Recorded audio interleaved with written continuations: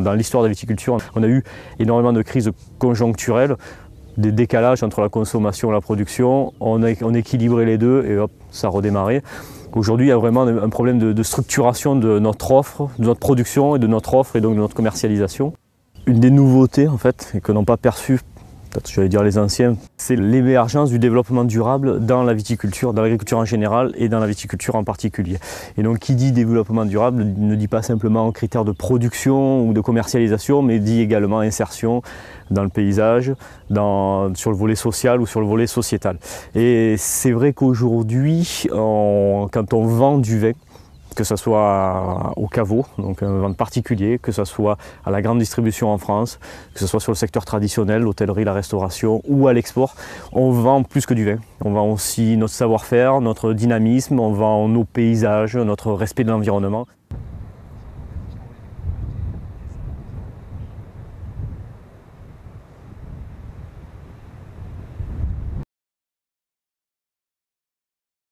On est près de la côte et c'est une côte qui est vraiment préservée en fait.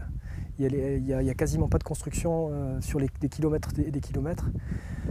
Dès qu'on sort des villages, on se retrouve en pleine forêt. C'est des milliers d'hectares de nature en fait. Le Médoc est partagé en deux. Il y a un côté sable avec des landes et des forêts et un côté vignoble très prestigieux. Et la Gironde, au niveau de l'estuaire, c'est quand même des paysages très particuliers aussi. Cette grande clairière a été défrichée en 86.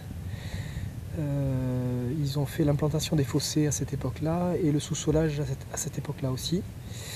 Ça a été cultivé au départ je crois qu'ils faisaient du tournesol. Mais sachant que c'était pas du tout irrigué dans des terres très sableuses, ça n'a pas donné grand chose. J'ai pu m'installer directement en agriculture biologique parce que c'était déjà Sherpac depuis 92. Et en fait, pour s'installer en agriculture biologique, il y a besoin de 3 ans de jachère, ou jachère ou 3 ans de conversion.